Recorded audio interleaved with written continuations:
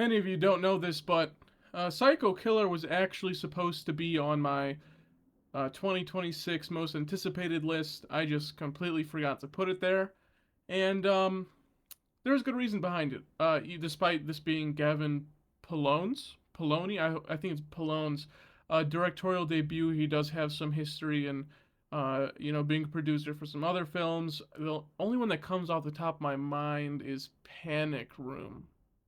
Definitely a few others that were a bit bigger, and having the the writer behind The Killer, The Game, and one of my top five favorite movies of all time, Seven.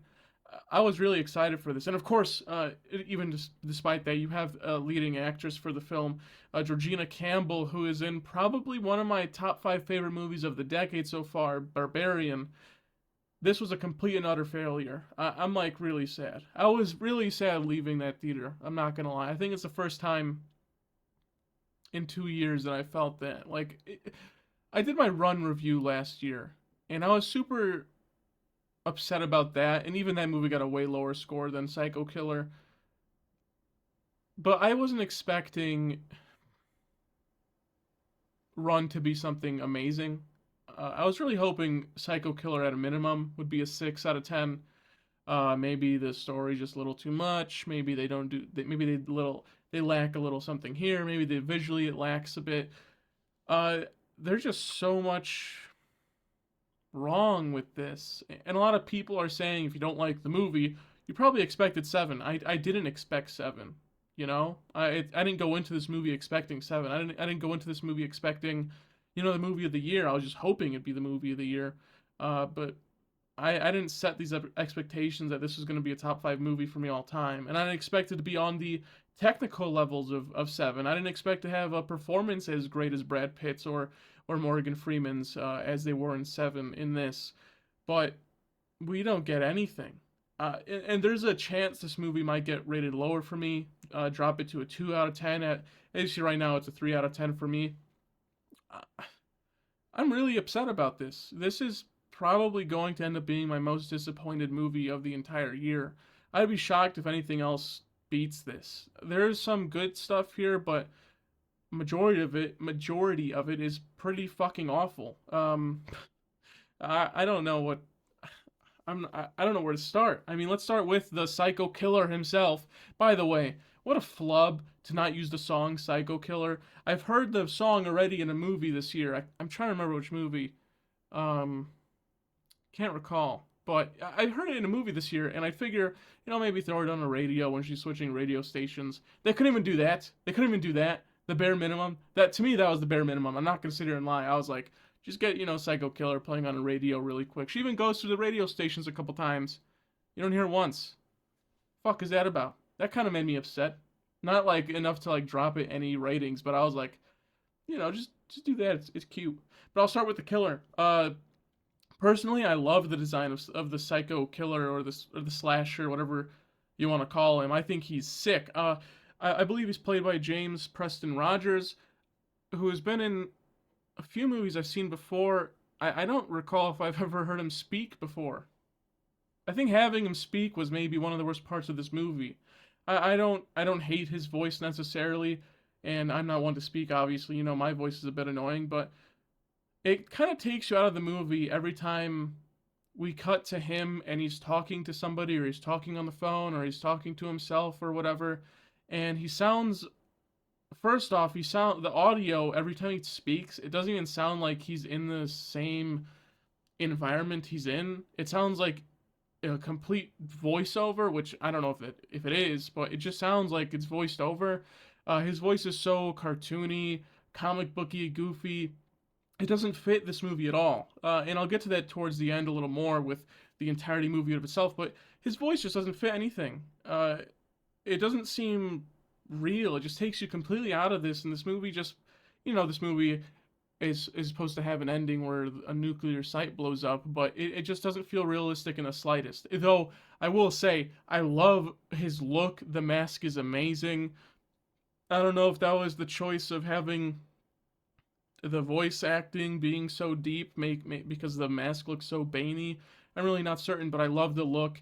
And, you know, especially when he takes his clothes off, and it's not me being horny, when he is shirtless, specifically in his final shot where he's taking his shirt off and he's ripping apart the grenade. He looks amazing. I love how ripped he is, how strong he is. You have the scene where he's in the motel with Georgina Campbell's character, which I'm zoning out. Archer, I think that's her last name. Jane. I love their squabble in the motel room. He is so fucking powerful. The only time he's even like at a disadvantage in the entire scene is when a TV falls on him. And guess what happens? Guess what he does immediately? He gets back up and fucking pins her to the wall, and then throws her through a fucking window.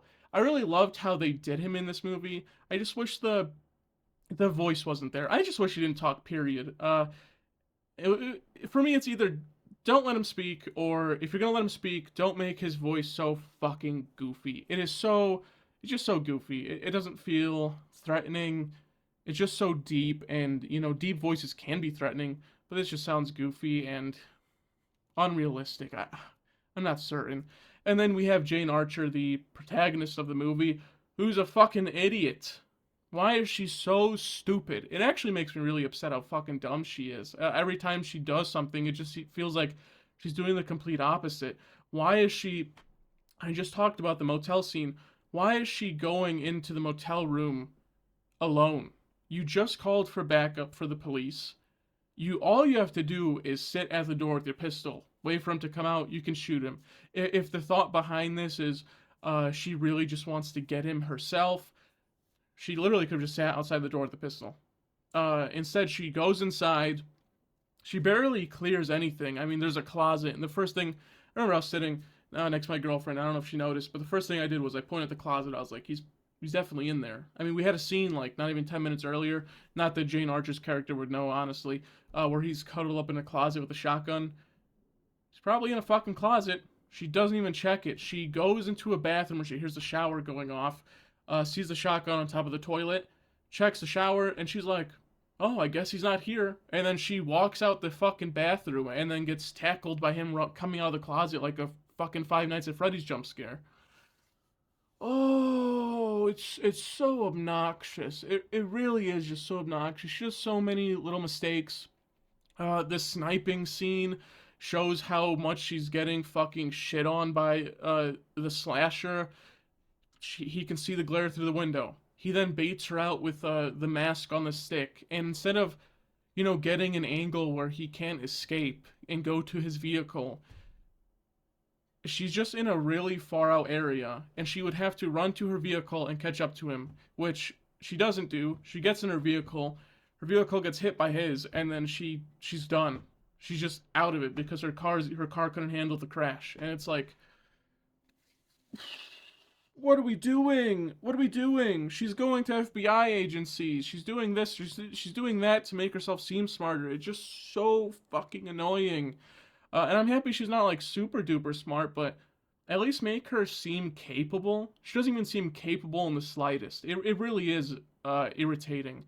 And speaking of feeling stupid, this movie thinks its audience is stupid. Something so fun and interesting about these mystery movies or these cat and mouse movies is, you know, putting the clues together yourselves. Why did he call that phone number? Why did he grab the encyclopedia for N and the encyclopedia for T? Why is he doing it on this date? What is the blood writing of 3/28 have to do with anything?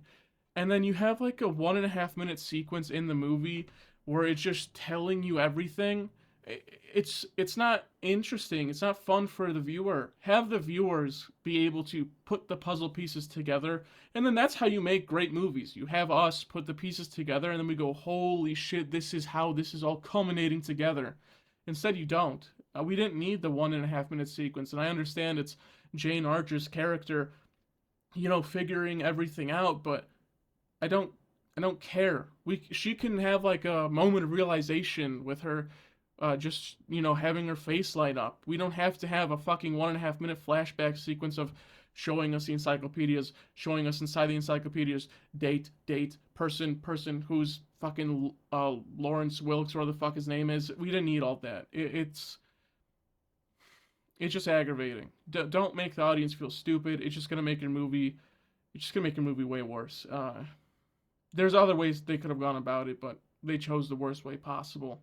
And just to end it all off, really, because I don't really have much else to say throughout the whole movie. I think some of the script is pretty bad, and I think a lot of the acting is also just mediocre. And I'm really upset because I like Georgina Campbell.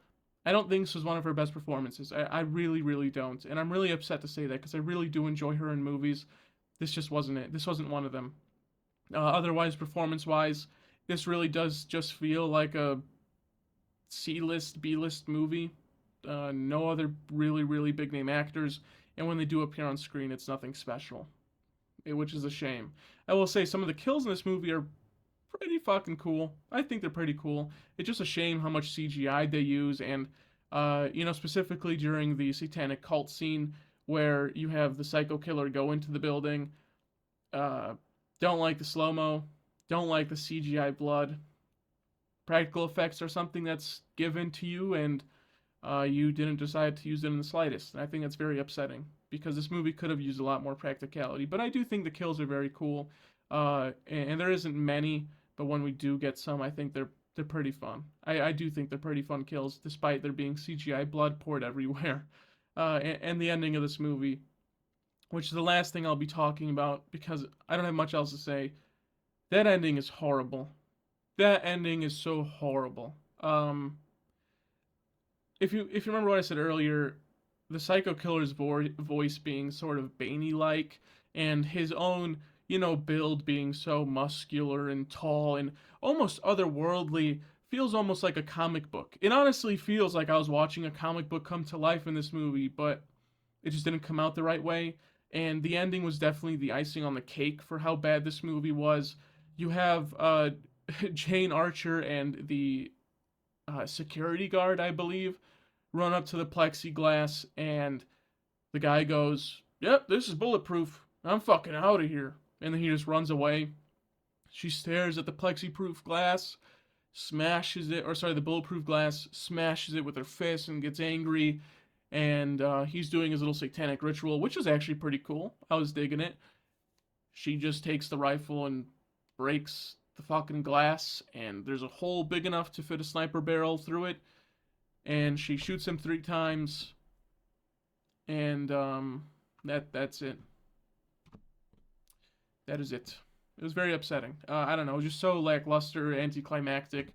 It wasn't exciting at all. I wasn't even rooting for her. I'm gonna be honest. When this movie was ending, I was telling myself, I hope he just kills everybody. I hope his plan was a success. He blows up this nuclear site, giant hole in the floor, fucking awesomeness. And like I said, the comic book feeling, I wouldn't have been mad if Cthulhu just came out of the ground instead of the actual ending. If they just had the nuclear site blow up and fucking Cthulhu or some other satanic fucking demon thing, came out of the ground and, started devouring the earth, I honestly probably would have preferred that, which is kind of crazy for me to say for a movie that is this. I shouldn't even be saying that. This ending was horrible. It was literally just written to get the psycho killer to lose, and that's not. It just doesn't feel right. It doesn't feel justified. It doesn't feel deserved. Nothing about the ending feels correct. And the fast forward scene at the actual end of the movie where we find out he's actually alive and they're making it seem like there's a sequel to this movie. I don't want it. I don't want it. I don't know what you could possibly change to make a sequel better. You had an amazing writer. He failed. You had a pretty damn good cast. I think they all were pretty mediocre or failed. Directorial debut, I guess I can't blame you entirely, but there's just so much potential with Psycho Killer, and none of it landed. So if you haven't seen Psycho Killer, for some reason you're watching this review, I don't recommend it. I'm really sad to say that. I really don't recommend this movie. If you have seen Psycho Killer and disagree or agree with me, tell me in the comments below, because I'm really curious what the public, the general audience is going to think of this movie, because I am honestly blown away with how god awful this is.